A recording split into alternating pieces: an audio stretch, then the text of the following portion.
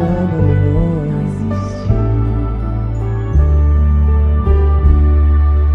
Não existe nada melhor do que ser amigo de Deus.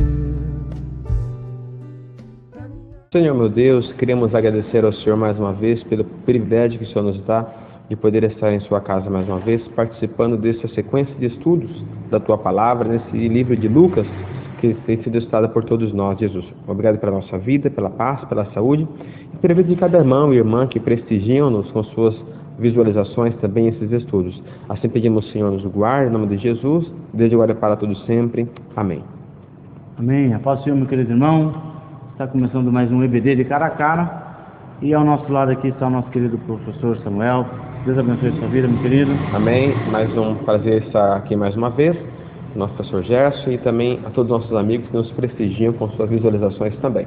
Amém. A lição de hoje é a lição de número 4, dando continuidade aqui nesse ciclo de ensinos do livro de Lucas, né? Jesus, o homem perfeito, o Evangelho de Lucas, o médico amado. Lição de número 4 vai tratar hoje sobre a tentação de Jesus. Ele também foi tentado como um homem perfeito. E em tudo foi tentado e não foi achado nele pecado. Diz a palavra do Senhor assim. Nosso textuário está em Hebreus capítulo 4, versículo 15. Diz assim: porque não temos um sumo sacerdote que não possa compadecer-se das nossas fraquezas, porém um que, como nós, em tudo foi tentado, mas sem pecado. Verdade prática, Jesus firmou-se na palavra de Deus para vencer Satanás. Assim devemos agir para poder obter a vitória. Uma lição maravilhosa, gente. Vamos aprender aqui, professor Samuel, sobre a tentação de Jesus. E ele, como um homem perfeito, Lucas relatando esse perfil dele também, trazendo aí para nós esse conhecimento, ele também mostra que Jesus também foi tentado, né? Isso prova a sua natureza humana também, né? Não foi simplesmente ou somente Jesus um Deus, um ser divino, mas também um ser humano. Exatamente. Jesus, a preocupação de Lucas é sempre essa de frisar lado, né? o lado humano de Jesus, né? E logo na introdução, o autor menciona assim algumas coisas interessantes que vamos tomar como ponto de partida. Não existe, né, ninguém que seja imune à tentação. Todo mundo sofre tentação. Todos nós sofremos tentação de alguma forma. Até mesmo Jesus, então, o homem perfeito, foi tentado. Então vale a pena a gente observar agora como foi que Cristo se comportou. Deixa eu até me corrigir, que falei Cristo, como foi que Jesus se comportou.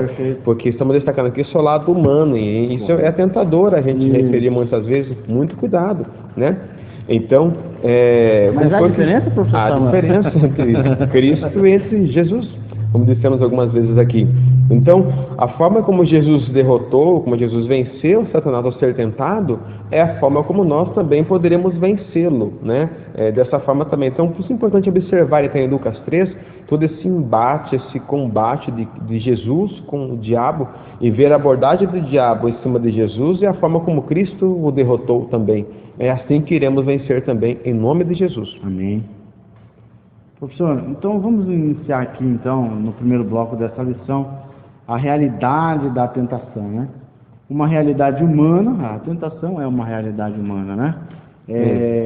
Ele vai nos mostrar aqui a forma como foi vencida a tentação e o que nós aprendemos, professor Samuel, sobre esse primeiro bloco aqui. A realidade humana destacada, porque a gente vai se lembrar, e nosso autor coloca que Deus não podia ser tentado, não tinha como o diabo tentar Deus. Tentar Deus como o quê? O que é que ele não tem? E que eu posso oferecer para Deus que não seja dele, né? E que não existe possibilidade assim. Deus não se corrompe, Deus é santo, é incorruptível, Deus não peca. Mas quando Jesus está aqui entre nós, em Filipenses 2,7, citado na aula anterior, nosso professor já citou e recitei aqui usando a linguagem da NVI, quando falou assim que ele não considerou que o ser igual a Deus fosse algo a que ele devesse se apegar. Nosso autor comenta uma outra versão aqui ainda, uma versão americana de Phillips, onde ele fala assim, ele abdicou de seus privilégios. Então essa expressão de Jesus com relação à sua primeira natureza, né, ainda quando ele era glorificado, Então, como homem agora, ele está imune a muitas coisas, a ser tentado em muitas coisas. Lembrando também que ser tentado não é pecado. Jesus não foi, o fato de ser tentado não é pecado, não é mesmo? Jesus, ao ser tentado, não peca. O pecado acontece quando a gente cede ao pecado, cede à tentação que estamos sofrendo. O fato dele ser tentado não tirou dele a característica divina dele, né? E tem uma coisa aqui que eu acho importante, professor Samuel, porque havíamos comentado em uma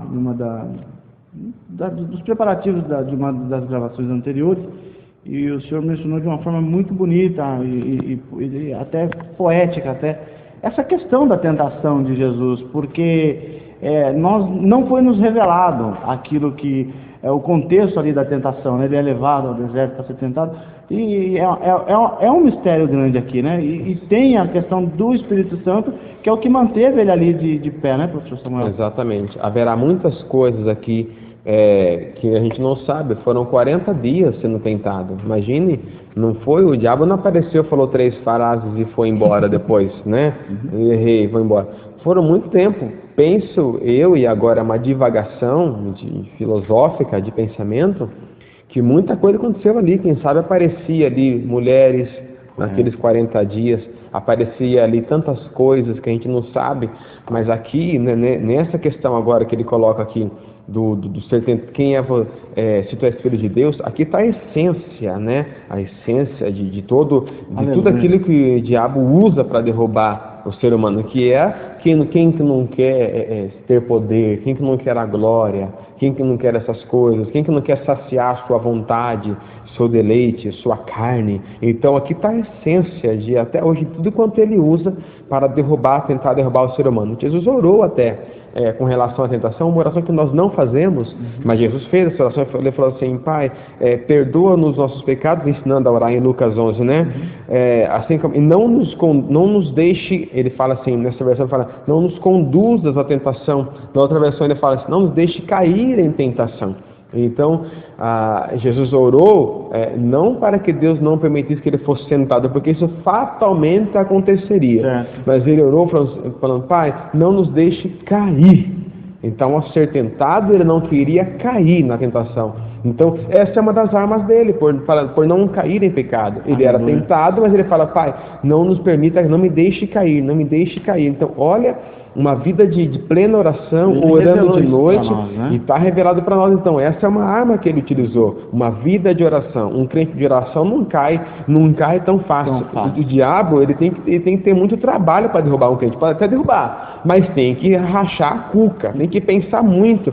Tem gente que para o inimigo derrubar não tem que fazer muita coisa. Basta alguém não saudá-lo, né?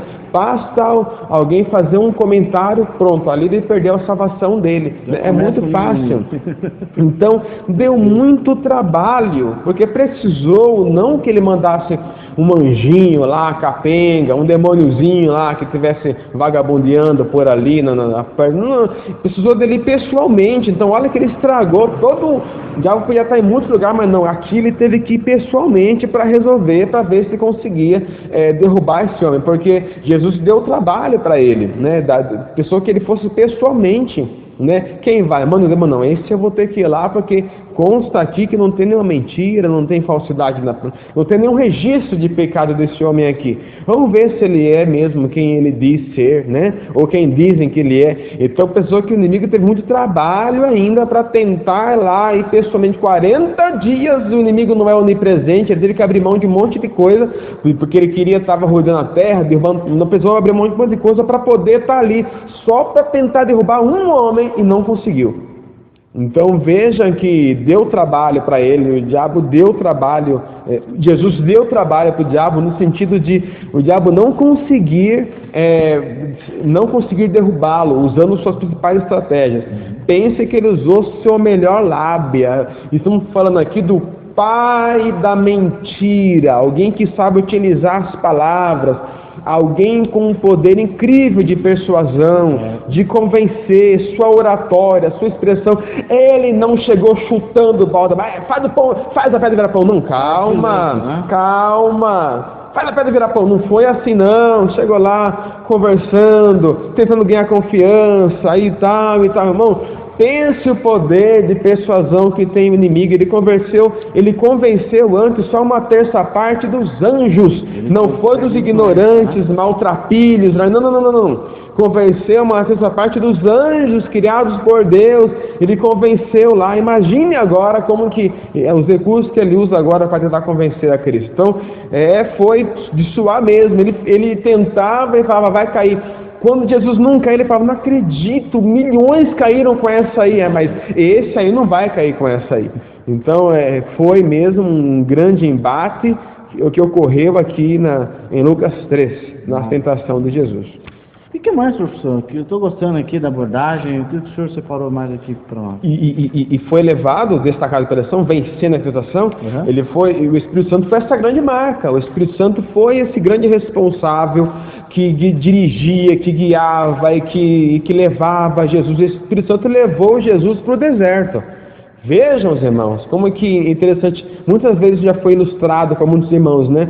O Espírito Santo levou Jesus para o deserto, mas o diabo queria levar Jesus para o topo. Olha como que as coisas às vezes se invertem.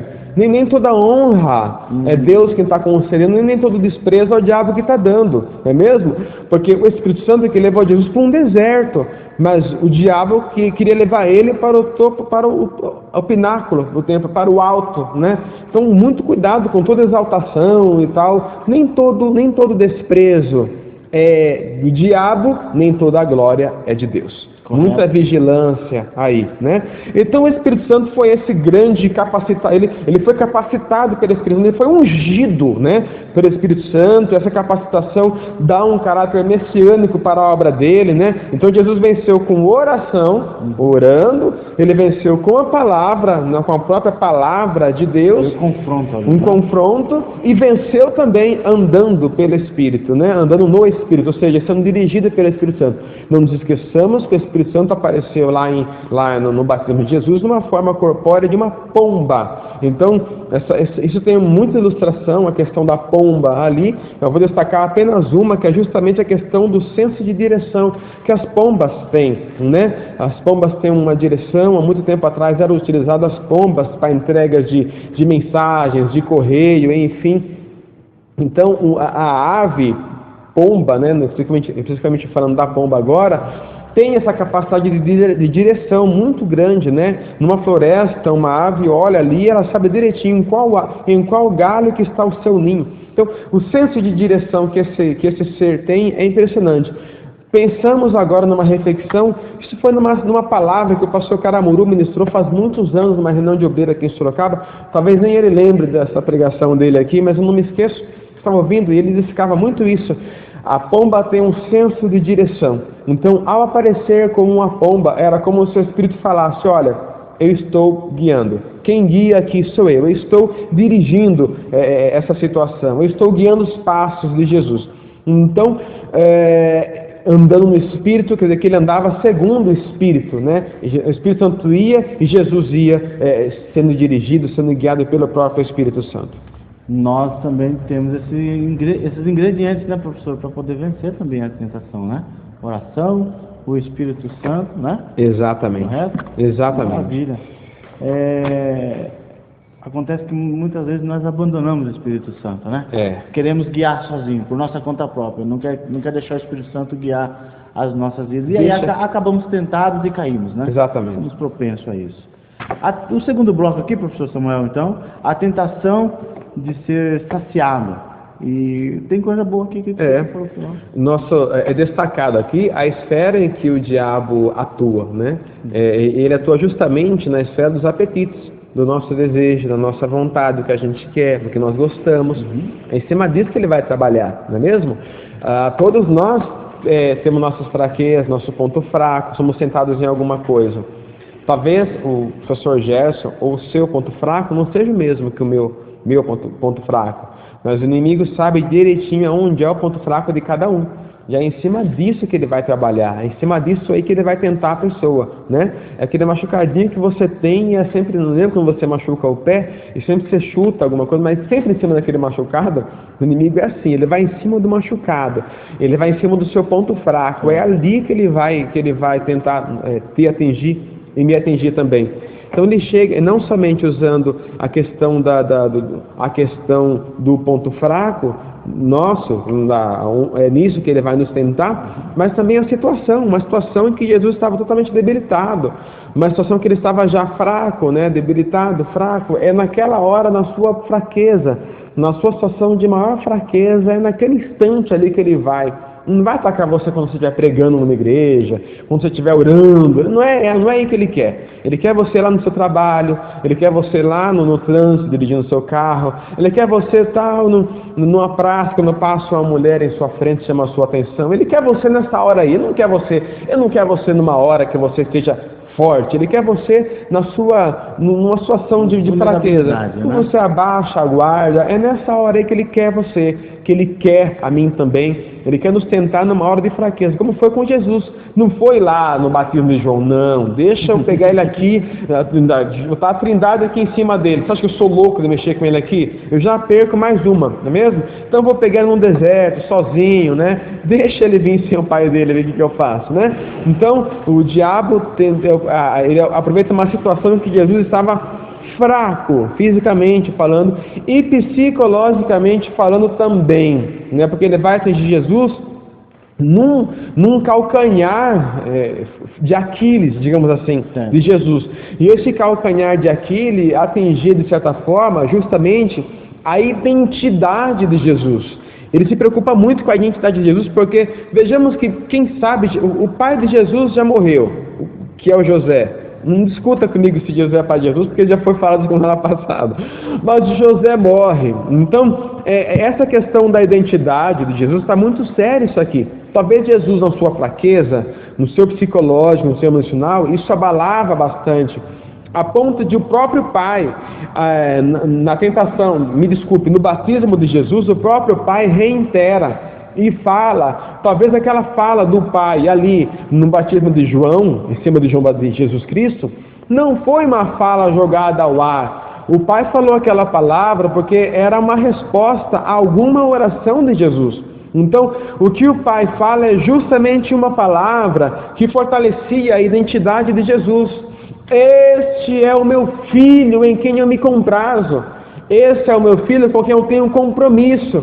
Então, essa fala do pai de declarar publicamente que aquele homem sendo batizado por João Batista era o filho dele, não vem à toa. Ela vem como resposta de alguma possível crise de identidade que Cristo passava, porque ele é humano. Então, quando o pai fala isso, o pai está fortalecendo a identidade do Filho, de Jesus Cristo, né? Para ele não ter nenhuma dúvida de que o pai estava com ele, dirigindo a ele e tudo mais. E quando o diabo vem, aonde é que ele vai mexer? Se tu és o Filho de Deus, quer dizer, é em cima, há alguma questão da identidade de Jesus que o diabo sabe disso, porque ele ouviu também a fala do pai lá no Jordão. Então, ele vai em cima disso de novo, ele vai mexer com a identidade de Jesus, para quem sabe fazer ele balançar nessa questão. Mas Jesus está muito bem orientado, ele está guiado pelo Espírito Santo, né? E ele não vai cair em cima desta ardilosa expressão do diabo. Perfeito. Temos aqui então a continuação, né? A gratificação pessoal. E o que aprendemos aqui, professor Samuel? Uma coisa interessante na questão da gratificação pessoal, a satisfação pessoal. Não tinha nenhum problema em Jesus fazer as pedras virar pão. Como nosso autor comenta, né? Ele tem poder para fazer o deserto inteiro virar pão, né? Ele podia fazer aparecer uma padaria real lá, se ele quisesse, né? Que é uma padaria muito boa que tem aqui em Sorocaba. Mas ele tem poder para isso, né? Ele tinha poder para isso. Mas o problema aqui é que essa questão, ela vem de uma ordem do diabo para ele, né? Pensem, aonde é que não ia o status do diabo, se por acaso Jesus cede. ele podia voltar e falar, viu, esse que vocês estavam comentando aqui, que eu estava discutindo com seus demônios, né? Esse que vocês estavam falando que era o Cristo, que era possível, esse aí, cara, tudo que eu falei lá em cima ele fez. Fiz em marionete, tudo que eu mandei ele fez. Então, não é o Cristo, por exemplo, porque o Cristo não vai se submeter à minha vontade, aquilo que eu quero que faça.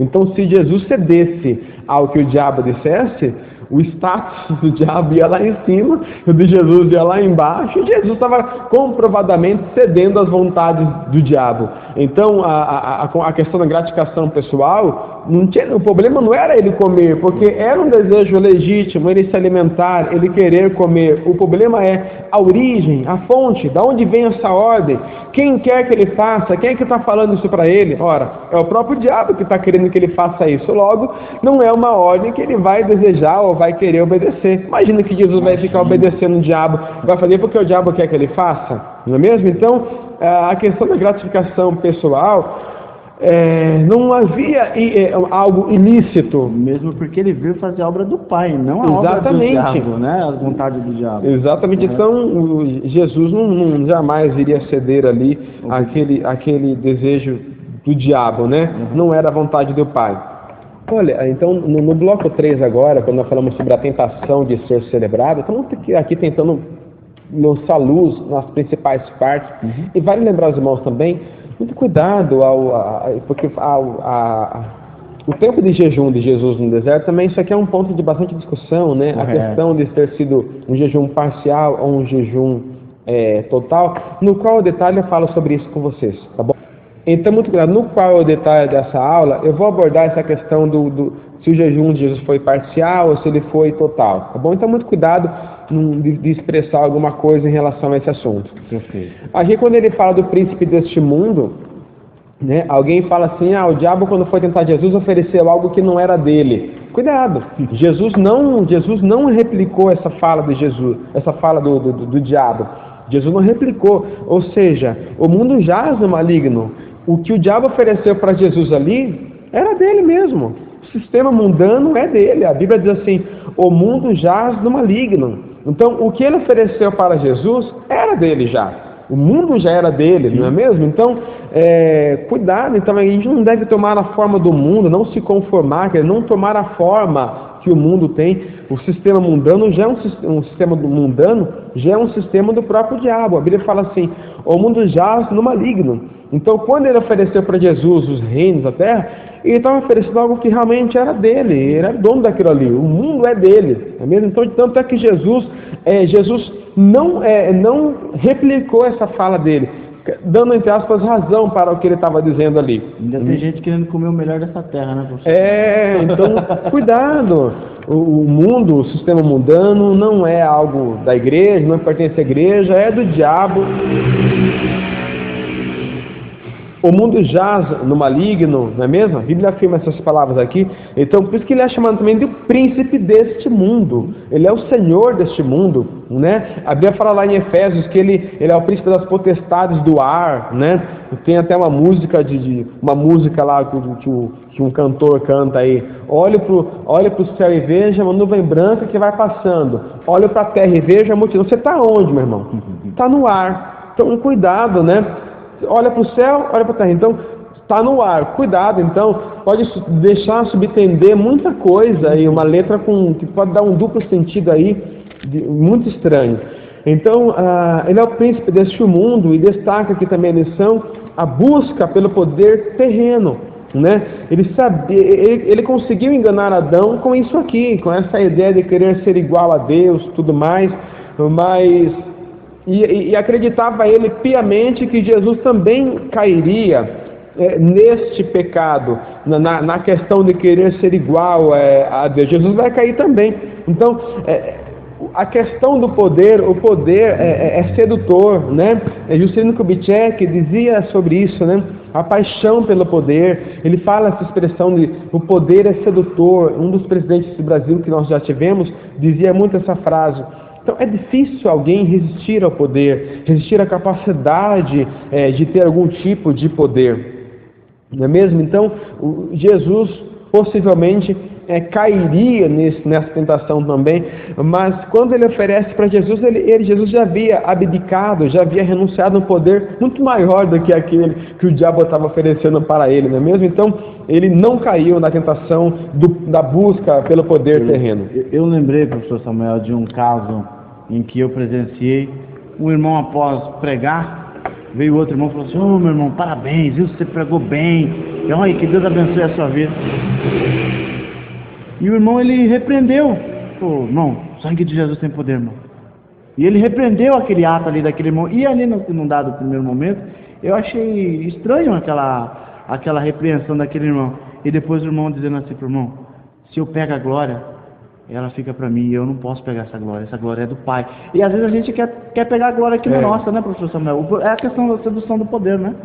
Algumas pessoas não sabem lidar com elogios, né, com alguma expressão, ou algumas também não sabem nem elogiar, né, no querer honrar, dar honra a uma pessoa, agradar a pessoa, acaba usando expressões muito, muito fortes, muito grandiosa e tal, né, a ponto de deificar uma pessoa, né, de forma não saudável, e pode resultar numa queda de uma pessoa assim também, não é mesmo?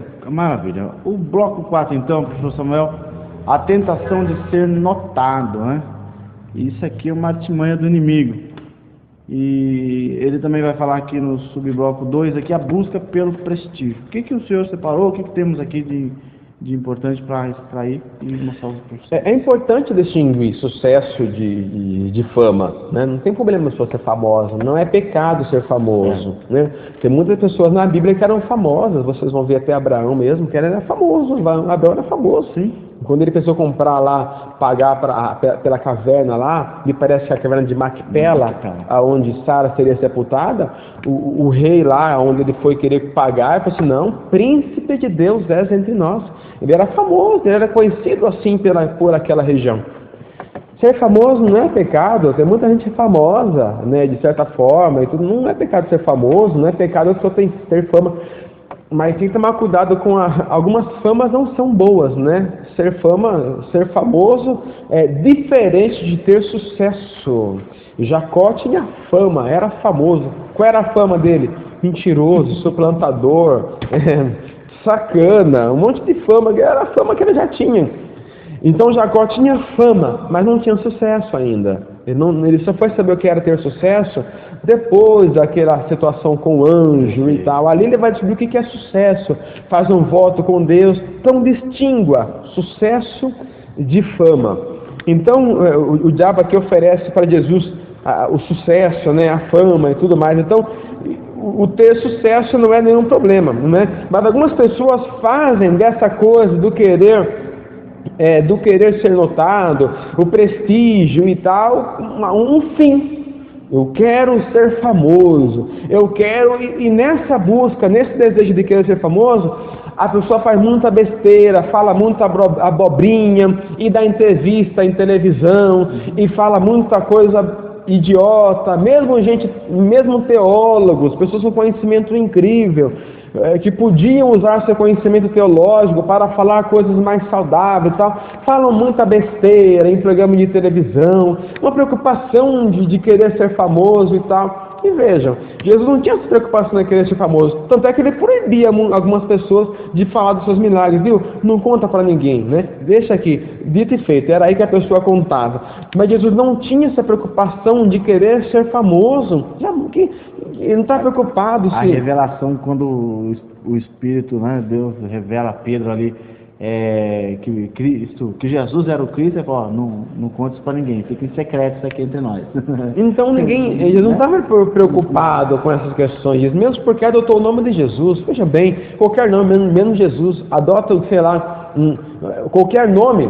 Vamos supor um nome legal para Jesus encarnado aqui, seria Divina Revelação da Trindade encarnada em terra, majestoso, supremo, supra-supremo, santificado entre nós. Amém. Podia ser um nome mais ou menos assim. Que nome que ele vai ter? Jesus. Tá de brincadeira comigo, né? Jesus, um nome tão comum, era tipo um José, um Joaquim no nosso dia. Até o nome de Barrabás era Jesus também. Então, Paulo tinha um amigo chamado Jesus, que ele manda a saudação, Jesus, o justo. O nome tão comum é o nome de quem realmente não quer ser famoso, não é mesmo? Então, Jesus não tinha essa preocupação, o diabo tenta aqui colocar, porque o próprio Lúcifer caiu nessa. Então ele caiu nessa aí, do querer ser famoso, do querer ser maior, do querer ser maior que Deus. Então, mas ele tenta, mas aqui não há brecha. Jesus realmente não cede a essa tentação. Na artimanha do inimigo, ou ele vai mentir, ou ele vai ludibriar de alguma forma, mas muito cuidado, porque às vezes o pai da mentira fala uma verdade, né? Ele cita uma verdade de uma forma isolada, não é mesmo? O que ele usou aqui, a palavra que ele usou para tentar Jesus era realmente verdadeira, porque realmente a Bíblia falava isso, aos seus anjos, dar a ordem, ter respeito para te livrar. Só que o diabo pega uma palavra dita pelo próprio Deus, mas agora já não dita por Deus da forma como ele recitou aqui. Então, Então no Éden, né? No Éden, então, o diabo tenta lançar uma dúvida no Éden, que quando foi tentar a Eva, ele falou, viu, foi isso mesmo que Deus disse? Não comerás de toda a árvore que está aqui no jardim? Ela falou, não. Espera, não foi isso que ele disse. Ele mandou comer de todas as árvores que está aqui. Ele proibiu de comer dessa aqui. Então olha como o inimigo ardilosamente trabalha, né? Ele fala assim, foi isso que ele falou, como que ele fosse um tonto. O diabo não é tonto, o diabo não é besta, irmão. Ele só é besta no Apocalipse, né? Mas ele é muito esperto, ele é sagaz. Ele é mestre, pai da mentira, usa a mentira, e como alguém falou, a mentira dita por muitas vezes pode até chegar ao ponto de parecer ser verdade. De tanta vez que fala aquela mentira, uma hora parece até que é verdade, mas não é verdade, é mentira, não é mesmo? Então, ele usa uma espécie de, com Jesus, na identidade, se tu és, então essa coisa do ego. Então, quando uma pessoa ela já está embriagada pelo ego dela, pela sua arrogância, pelo seu orgulho, primeira coisa que ela fala, você sabe com quem que você está falando? Porque essa coisa do quem eu sou, entendeu? A identidade da pessoa é muito forte, então a pessoa não cede. Então, cuidado com o texto citado fora do contexto. O diabo, ele é mestre nisso aí, ele é mestre, é o pai da mentira. Muito cuidado com as suas citações fora do contexto. E ao citar a Bíblia, ele usa fora do contexto. Mesmo citando a Bíblia, o pai da mentira, falando a verdade, continua mentiroso. Perfeito. E é isso mesmo que as seitas heresias fazem nos nossos dias também, não é mesmo? Perfeito, professor Samuel. Amém, meu querido? Amém. Eu acho que nessa aula meio acelerada que tivemos aqui, nós tentamos destacar aqui os pontos principais da lição e para que os irmãos fiquem com esse subsídio bem condensado, mas não deixamos de abordar nenhum ponto principal dessa lição, para que vocês possam avançar aí na sua visualização do estudo dessa aula de Escola Bíblica Dominical. Amém. A conclusão da lição, o comentarista da lição traz para nós a seguinte ideia: Jesus venceu Satanás no deserto e em todas as outras situações em que o confrontou durante o seu ministério terreno. Na cruz do Calvário, o Filho de Deus derrotou Satanás de forma definitiva.